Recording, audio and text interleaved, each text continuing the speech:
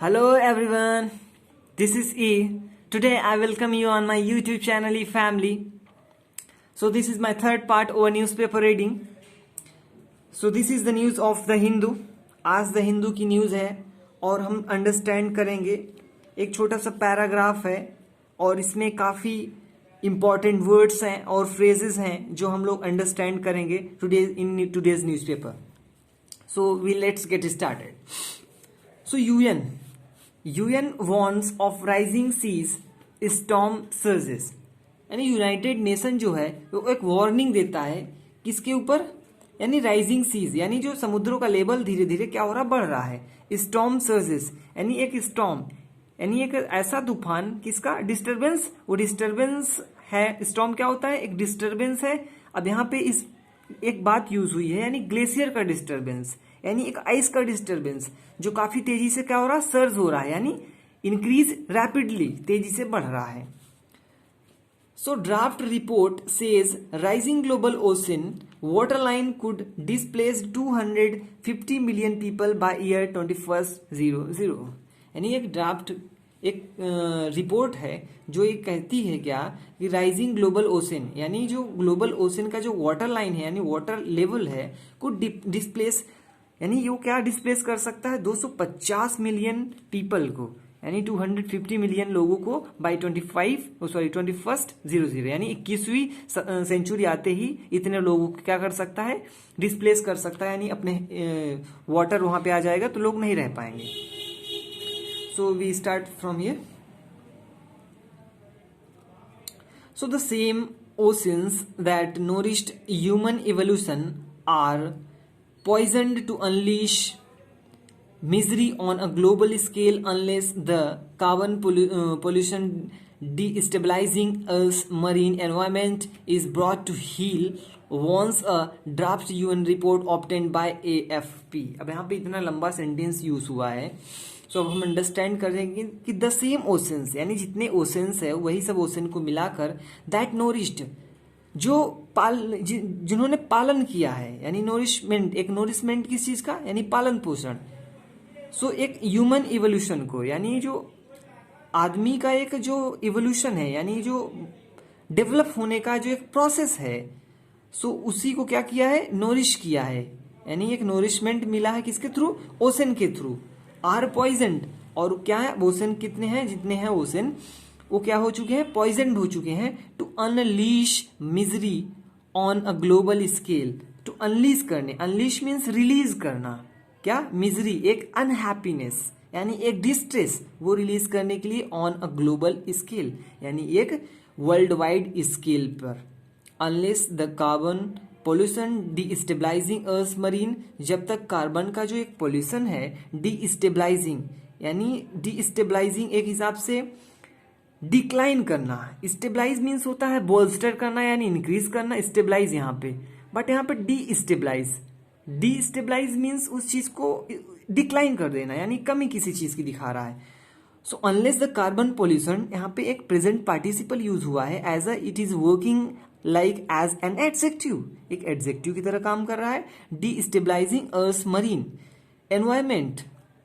यानी जो पृथ्वी की जो समुद्री वातावरण है उसको क्या कर रहा है, डीस्टेबलाइज कर रहा है, यानी उसको कम कर रहा है. So is brought to heel, अब वहां पे एक हॉल्टिंग की कंडीशन आ गई है, यानी वो धीरे धीरे उस चीज को हॉल्ट कर रहा है. Warns a draft UN report obtained by AFP, यानी ये चीज वार्निंग कौन कर रही है, एक UN की रिपोर्ट है, यूनाइटेड नेशन की रिपोर्ट है, ऑब्टेन्ड बाय AFP, जो कहां से मिली है, AFP एक एसोसिएशन है. So destructive changes already set in motion could see a steady decline in fish stocks, 100-fold or more increase in the damages caused by superstorms, and hundreds of millions of people displaced by rising seas, according to the Intergovernmental Panel on Climate Change (IPCC) special report on oceans and Earth's frozen zones known as the क्राइसोस्फीयर. अब यहाँ पे यहाँ से लेकर यहाँ तक का sentence use हुआ है, काफी लंबा सेंटेंस है. अब देखो इसको अंडरस्टैंड करते हैं. कि डिस्ट्रक्टिव चेंजेस यानी जो विनाशकारी जो बदलाव है यानी destructive changes already set in motion, वो क्या है, सेट इन मोशन में है यानी वो प्रोसेस में है। कुड सी, अब क्या हो सकता है, वो दिखा क्या सकते हैं, आई स्टीडी डिक्लाइन, एक बहुत यानी तेजी से, तेज की कमी से, मतलब तेजी कमी, मतलब काफी तेजी से वो कमी दिखा सकते हैं इन फिश स्टॉक, यानी किसमें, फिश स्टॉक में, यानी जो मछलियों का एक स्टॉक है उसमें कमी दिखाई दी जा सकती है, क्योंकि अगर एनवायरनमेंट यानी मरीन जो एनवायरनमेंट धीरे धीरे क्या हो रहा है, वो डिस्टेबलाइज हो रहा है, जिसकी वजह से अफेक्ट क्या क्या होंगे, सो फिश स्टॉक अफेक्ट हो सकते हैं, 100-fold और मोर increase in the damages caused by super storms, यानी जो और ज्यादा, काफी ज्यादा मोर increase in the damages, damage यानी काफी कुछ डैमेज हो सकता है, कॉज्ड बाय सुपर स्टॉर्म्स, यानी जो सुपर स्टॉर्म्स यानी जो स्टॉर्म सर्ज अभी बताया मैं इसमें, यानी ग्लेशियर के through, and hundreds of millions और मिलियन, सैकड़ों million of people displaced by rising seas, और क्या हुए हैं, यानी जो ये सी का लेवल है वो बढ़ा है, उसके क्या हो चुके हैं, डिस्प्लेस्ड हो चुके हैं, according to the inter governmental panel on climate change, यानी आईपीसीसी के थ्रू बताई जाती है कितने हो चुके हैं, यानी डिस्ट्रक्टिव जो चेंजेस था ऑलरेडी सेट इन मोशन, अभी भी प्रेजेंट टाइम में मोशन में है, कुड सी या स्टेडी डिक्लाइन, एक कमी दिखा सकता है फिश स्टॉक में, यानी मछलियों की पैदावार कम हो सकती है, पैदावार क्या, जब समुद्रों में केमिकल्स यूज होंगे, एक हिसाब से केमिकल की बात नहीं यहाँ पे चल रही है, यहाँ पे बात चल रही है कि वाटर लाइन, अब यहाँ पे स्टॉर्म सर्जेस की बात चल रही है, तो उसके थ्रू प्रॉब्लम ये क्रिएट होगी कि फिश स्टॉक में भी कमी आ सकती है, क्योंकि काफी प्रॉब्लम्स क्रिएट होंगी वहां पे, और मोर इंक्रीज 100-fold और मोर इंक्रीज इन द डैमेजेस, काफी डैमेजेस होंगे कॉज्ड बाय सुपर स्टॉर्म्स, जो सुपर स्टॉर्म के थ्रू कॉज्ड हुए हैं, and hundreds of millions of people जो डिस्प्लेस्ड बाय राइजिंग सीज, यानी इस सी का जो लेवल बढ़ा है, इसके थ्रू क्या होगा, पीपल लोग डिस्प्लेस्ड हो जाएंगे, अपनी जगह को छोड़ के जाना पड़ेगा उन लोग को, या जाना पड़ा यहाँ पे डिस्प्लेस्ड, ये पिछली बात बताई जा रही है, according to the inter governmental panel on climate change, यानी आईपीसीसी के थ्रू बताया गया ये special report on oceans and earth frozen zones known as the cryosphere, special report क्या बताई जा रही है, on oceans and earth frozen zones, यानी ओशन की और अर्थ की जो फ्रोजन जोन्स हैं, जहाँ पे ग्लेशियर्स ज्यादा हैं, जहाँ पे बर्फ की मात्रा ज्यादा है, नोन एज, उसको क्या किस चीज से जाना जाता है, उसको जाना जाता है क्रायोस्फीयर से, यानी उसको क्या कहते हैं हम लोग, क्रायोस्फीयर कहते हैं। As the 21st century unfolds, जैसे ही 21वीं शताब्दी अनफोल्ड्स यहाँ पे एक वर्ड यूज हुआ है, अनफोल्ड्स मीन्स स्टार्ट करना, जनरली रिस्यूम होता है, यानी अनफोल्ड्स, फोल्ड मीन्स होता है उस चीज को एक ग्रिपिंग कर लेना, उसको फोल्डिंग बोलते हैं, बट अनफोल्डिंग मीन्स उस चीज को एक्सपेंड कर देना, सो दैट इज अनफोल्ड। जैसे 21st सेंचुरी क्या होती है, अनफोल्ड्स, यानी स्टार्टिंग में आती है, melting glacier will first give too much and then too little to billions who depend on them for fresh water, it finds. So melting glaciers, जो पिघलते हुए जो ग्लेशियर्स है, will first give too much, यानी पहले देंगे क्या, first give too much and then too little, फिर उसके बाद कम, to billion, यानी लोगों को किस चीज, कैसा पानी, जो डिपेंडेंट है, यानी जो डिपेंडेंट है ऑन देम, यानी किस पे, फ्रेश वाटर पे डिपेंडेंट है, तो ऐसी प्रॉब्लम क्रिएट होगी 21st सेंचुरी जैसे ही रिज्यूम होती है। Without deep cuts to mandate emissions, अब यहाँ पे without deep cuts to mandate emission at least 30% of the northern hemisphere's surface permafrost could melt by centuries and unleashing billions of tons of carbon and accelerating global warming even more. So without deep cuts to mandate emissions, यानी अगर green house green gas, यानी जो है green gas जो effect है उसके, अगर without deep cuts to mandate emissions, यानी उसको छोड़कर at least 30% of the northern hemisphere, यानी जो 30% नॉर्थर्न हेमिस्फीयर्स का जो सरफेस है परमाफ्रोस्ट,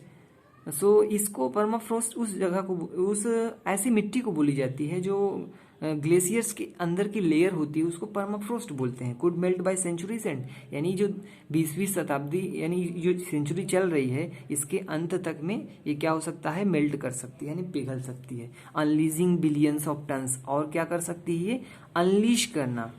अब यहाँ पे मैं एक वर्ड यूज किया था अनलीश, यानी रिलीज क्या कर सकती है, billions of tons of carbon, और क्या रिलीज कर सकती है, कार्बन रिलीज करेगी। एंड एक्सिलरेटिंग ग्लोबल वार्मिंग, और क्या बढ़ा सकती है, ग्लोबल वार्मिंग को बढ़ा सकती है, इवन मोर, बहुत ही ज्यादा बढ़ा सकती है, इस चीज को बढ़ा सकती है। So the 900 page scientific assessment is the fourth such tome from the UN in less than a year, with others focused on a 1.5 Celsius cap on global warming, the state of biodiversity, and how to manage forests and the global food system. So the 900 page scientific assessment, यानी जो 900 page की जो scientific assessment यानी जो scientific आकलन जो हुआ है, is the fourth such tome, ये बहुत बड़ी बुक है, चौथी बहुत बड़ी बुक है फ्रॉम द यूएन यानी यूनाइटेड नेशन के द्वारा, in less than a year यानी एक साल के अंदर अंदर, विद अदर्स फोकस्ड, और उसी के साथ कुछ अलग चीज क्या है, फोकस क्या की जा रही है वहां पे, ऑन अ 1.5 सेल्सियस कैप, यानी जो 1.5 डिग्री सेंटीग्रेड का जो कैपिंग है। अब यहाँ पे कैपिंग मीन्स थोड़ा बढ़ोतरी, ऑन ग्लोबल वार्मिंग यानी ग्लोबल वार्मिंग पे, द स्टेट ऑफ बायोडाइवर्सिटी यानी एक ऐसी अवस्था, जैव विविधता की, बायोडाइवर्सिटी मीन्स जैव विविधता की एक ऐसी अवस्था, एंड हाउ टू मैनेज, और कैसे उसको मैनेज करें, किसको, फॉरेस्ट को, and the global food system, और ग्लोबल फूड सिस्टम को, यानी जो वर्ल्ड वाइड फूड सिस्टम है उसको कैसे मैनेज करें, तो ये पूरा चीज बताया जा रहा है। ऑल फोर कंक्लूड,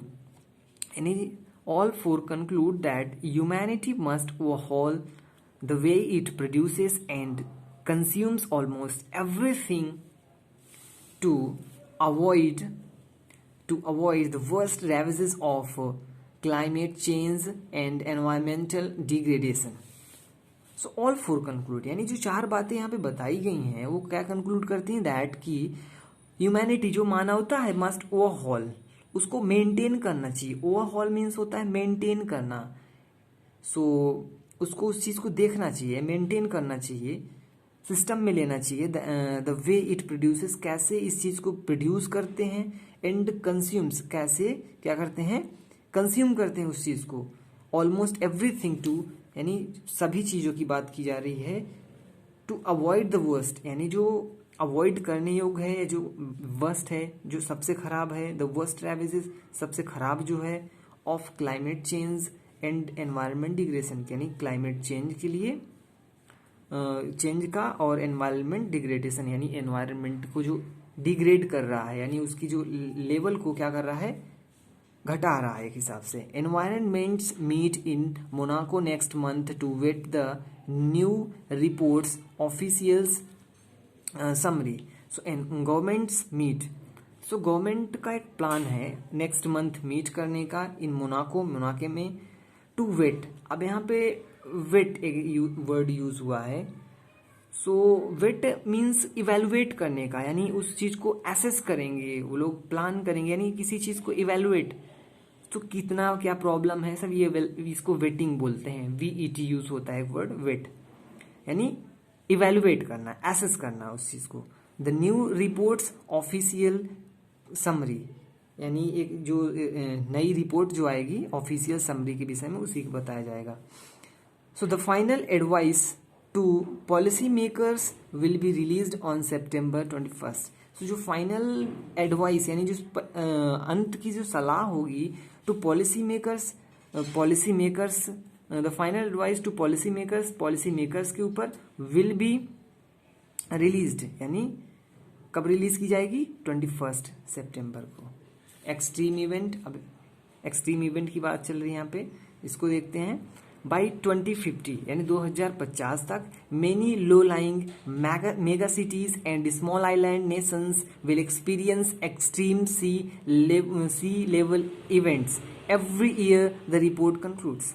सो 2050 तक क्या होगा, मेनी लो लाइंग यानी जो उनका लेवल है, जो यानी रहने का, कुछ बड़ी बड़ी सिटियों का और छोटे छोटे आइलैंड्स जो होते हैं उनका, ऐसे ऐसे नेशंस जो हैं, विल एक्सपीरियंस, वो क्या एक्सपीरियंस करेंगे, क्या अनुभव करेंगे, एक्सट्रीम सी लेवल इवेंट, यानी वहां पे सी का जो लेवल है वो क्या हो सकता है, यानी बढ़ सकता है। इस चीज की बात की जा रही है यहाँ पे। द रिपोर्ट कंक्लूड्स, यानी जो रिपोर्ट है वो क्या इस चीज को कंक्लूड करती है, यानी बताती है, निष्कर्ष निकालती है। Even if the world manages to cap global warming at 2 degree Celsius, अगर यही इसी की बात चल रही है, अगर 2050 तक वर्ल्ड अगर 2 डिग्री सेंटीग्रेड तक मैनेज करने में अगर कैपेबल रहा, किस चीज पे, यानी टेम्परेचर ना बढ़ने दिया, ज्यादातर 2 ही पे रहने दिया, the global ocean water line will rise enough to displace more 250 million people. तो तब भी 250 मिलियन पीपल जहां लिविंग कर रहे होंगे वहां से वहां तक यानी वाटर लाइन पहुंच जाएगा, यानी वाटर का लेवल पहुंच जाएगा उन तक।